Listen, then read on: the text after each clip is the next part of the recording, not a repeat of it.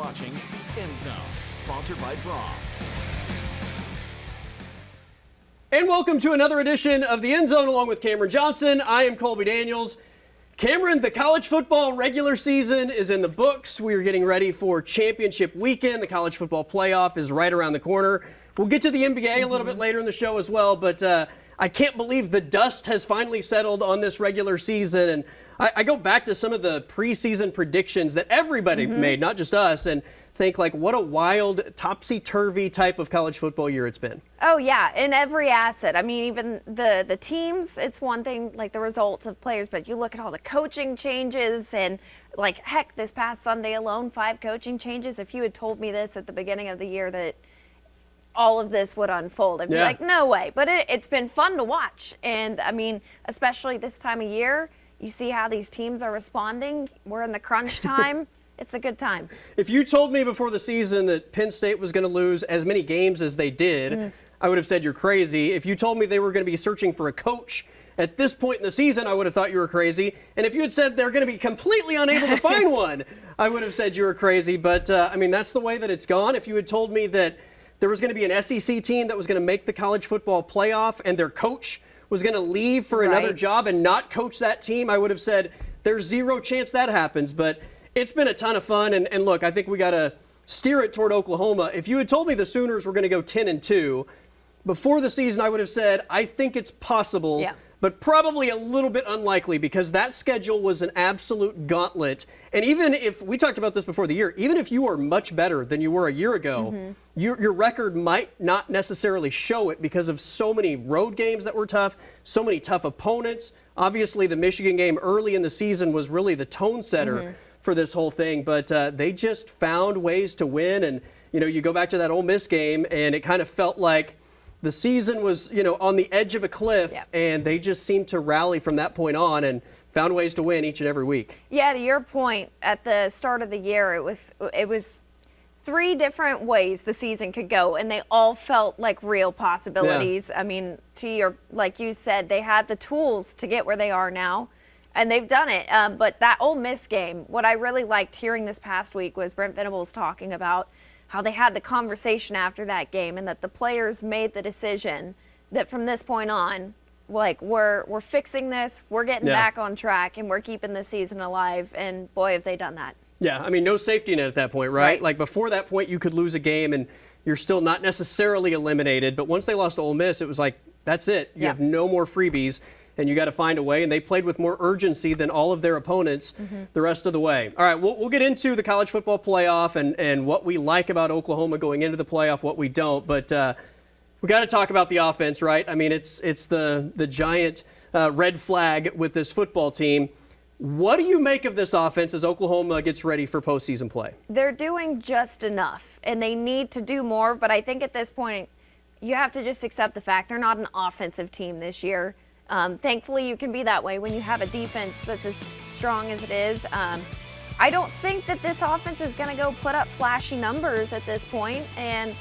But the fact that you can throw 3 interceptions and still turn around and throw for more than 300 yards and win the game, I think that's the most important thing. It's not pretty, but they get the results. Yeah. How far does that carry you in a playoff run? I'm less confident about that, but I mean, obviously, you got to take care of the football. You know, I go back to the Alabama game, and people just absolutely destroyed Oklahoma because they were outgained by like 200 yards, right? And it was a somewhat vanilla offensive game plan. They didn't take too many risks, although John Mateer did throw a couple balls that probably could and should have been intercepted, but it was a pretty vanilla game plan, and they let the defense and special teams win them the game, essentially. But people criticize them for not being aggressive enough and not gaining a ton of yardage. They gained a lot of yards against LSU, but they turned the ball over. So which is it? Do you want the turnovers? Do you want the yardage? It's just about winning. And if you have a defense that is good enough to win you football games, why would you not tailor your offense to benefit the strength of your football team? I will say this about the LSU game and what we might see from Oklahoma in the playoff. They were beat up at the running back position for the season finale against LSU. I think they were put in a position where they had to throw the ball a ton, and John Mateer clearly made some bad decisions and clearly made some bad throws. By the time they play a postseason game, I think your running backs are going to be healthy and you're going to be back into I think an offense where it's going to be run first. Xavier Robinson's going to touch the ball 15 to 20 times. Torrey Blaylock's going to touch the ball. John Mateer can run the ball more, and maybe you limit the amount of times you're putting the ball in danger in terms of the throwing game. But I would just, throw that out there to anybody that's really panicking about the OU offense going forward. The running backs are going to be healthy by the time OU plays football again. All right, I got to ask you, because the arguments all week long are Oklahoma should be in the playoff, Oklahoma shouldn't be in the playoff. So I'm just going to let you play both sides of this. Give me the argument first for Oklahoma to not make the college football playoff. If I separate myself and take a step back, I feel like my argument for and against is kind of around the same thing. Okay. I think the offense is the major red flag. I mean, like we just talked about, they do just enough. They turn the ball over more than you'd like to see. But my argument for, they get it done, and you have that defense that is lights out, one of the best in the country, has limited these. I mean, you look at their schedule, too.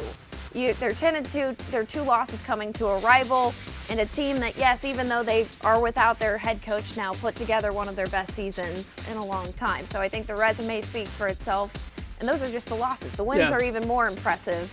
But yeah, I could see the offense being, from an outside standpoint, maybe being a concern, but yeah. With their strength if their strength of schedule wasn't very good, I think there's a legitimate argument against maybe the offense or something. But their strength of schedule is so good that with the elite defensive numbers, defense wins championships. And we've seen Oklahoma make the college football playoff in the previous format, which was far less teams, when they had a horrendous defense and a great offense, right? Defense wins championships. If you give me the option of having an elite offense and a terrible defense, or the other way around, 10 out of 10 times, give me the elite defense and the awful offense. You have a chance in every single game you're going to play because of Brent Venables' defense and that group on the defensive line. And I mean, really all 3 levels, but that group on the defensive line sets the tone. And Oklahoma has a chance against everybody in the bracket because of what their defense brings to the table every day. I'm not saying they'd be favored, but they have a chance against everybody because of that defense. And also the offense, while they haven't been doing what you'd like for them to do, if you're a fan, they have a lot of really promising drives that if they could just finish the drive, I mean, they're just one play away from doing a lot more than they have done. So all it takes is one really good game to where all of a sudden you've got them firing on all cylinders, and it's a different team. If Lincoln Riley were here, he would say the offense is this close. They're really, really close. All right, we've got to take a timeout. OSU has a new head coach, and will the Thunder win 73 or more games? We'll talk about that next here on The End Zone.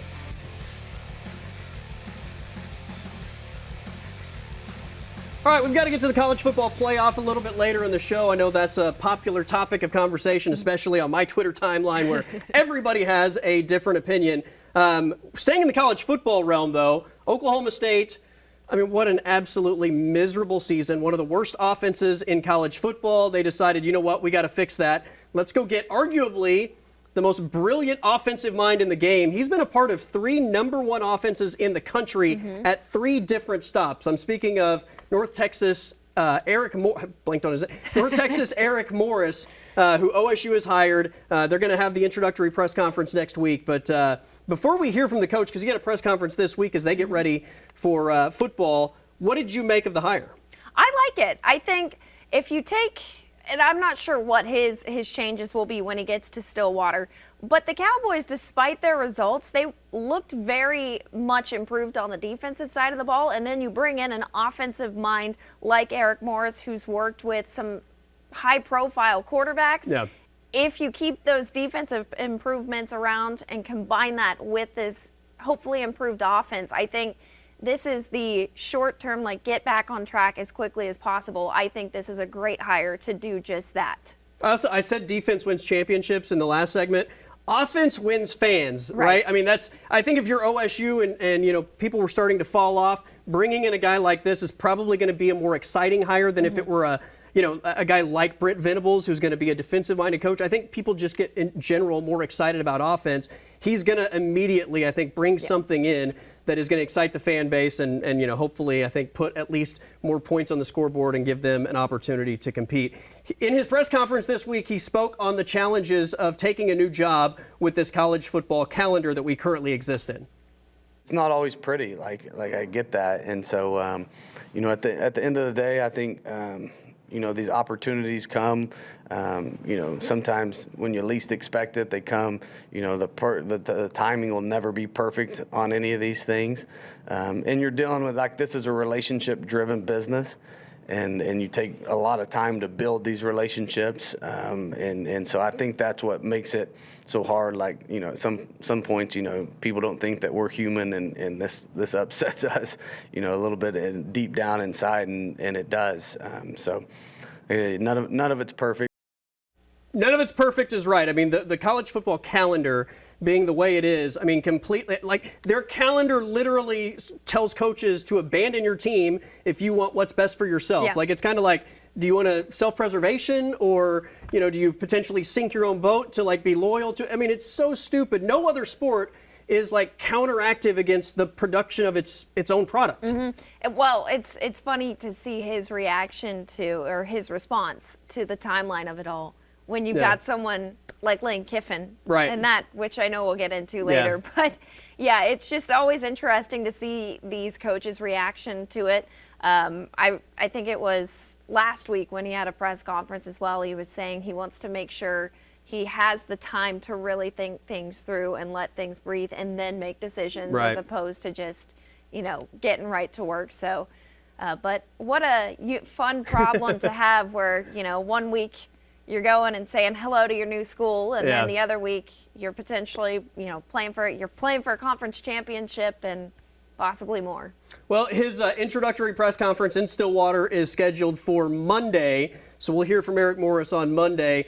He also spoke on why he waited so long for that press conference to take place.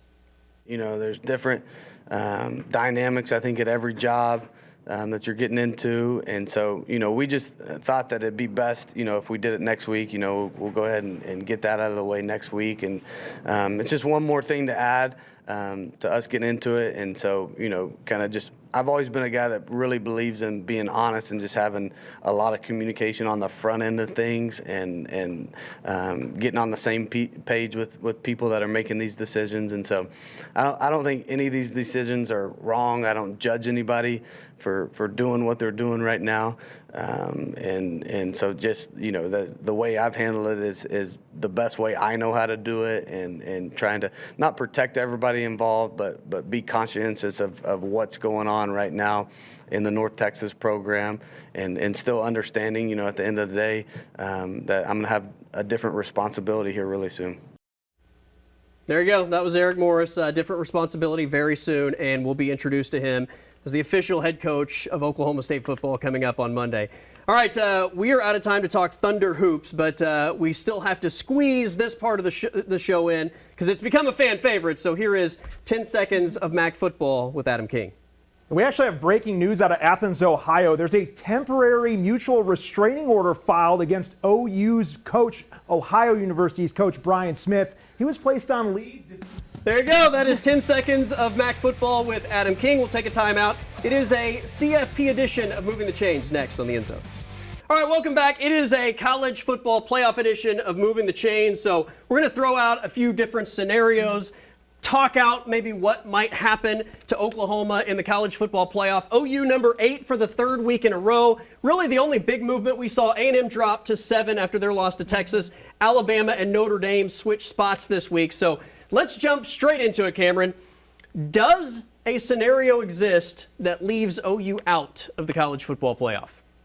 If there is, it's this small. I feel like, I mean, the OU, we've already talked about it, but they've done so much right that it outweighs any arguments against them in my book. I mean, I'm sure there is a freak scenario in there where they get left out, but I just do not see that unfolding. I have combed through this over and over and over, looked at every aspect. I can't find any way in the worst case scenario that Oklahoma is ultimately left out. I think their worst case scenario is dropping to the number 10 spot. Yeah. Still in the college football playoff, but maybe dropping a couple spots. I just don't see where they would get left out unless the committee just decides, you know what, I don't like Oklahoma. Right. And somebody that's like 8 spots down is just going to jump them when neither team has actually played. So that's not going to happen. I don't think Oklahoma is going to be left out. I can't find that scenario absolutely existing. Okay, So I think we agree that no matter what happens with Ohio State and Indiana, that outcome is not going to impact OU's position in this thing. But there are a couple games that do.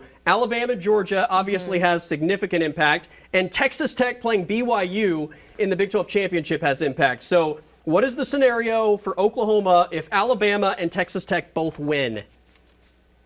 So if Alabama wins, that's one of those where Oklahoma would likely go on the road. That's right. That's right. Now with Texas Tech, they're already number 4. Right. So they're sitting pretty. All that does, if Texas Tech wins, all that does is keep BYU on the outside looking in. If Alabama wins, they're going to move up somewhere. I don't know how high, but they're going to move up somewhere. Ultimately, Oklahoma goes to College Station and plays Texas A&M in the 7-10 game, I think. Or excuse me, A&M probably drops to number 8. OU drops to number 9. Either way, Oklahoma, I think, is playing in College Station if that scenario unfolds. The next one, if Alabama loses this weekend and Texas Tech wins, still keeps BYU out. But what do you see for Oklahoma if the Crimson Tide drop? Is it still Alabama in the 9 spot, or do you think they slide down? It's tough. I think, let's see, Alabama has 2 losses? 2 losses, 2 losses right now. Man, you'd think they would drop down.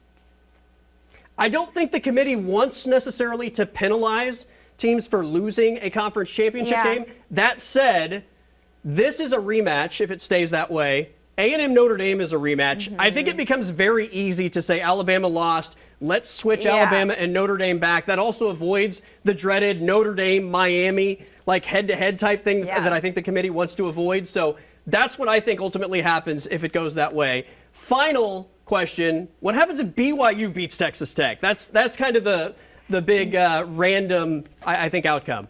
Yeah, it's a random outcome, and I think I saw somewhere that's also a matchup that would send Oklahoma likely on the road. Boy, that would be, it's hard to imagine that happening, but I mean, anything can happen this week. As for where they would go, I am not as certain.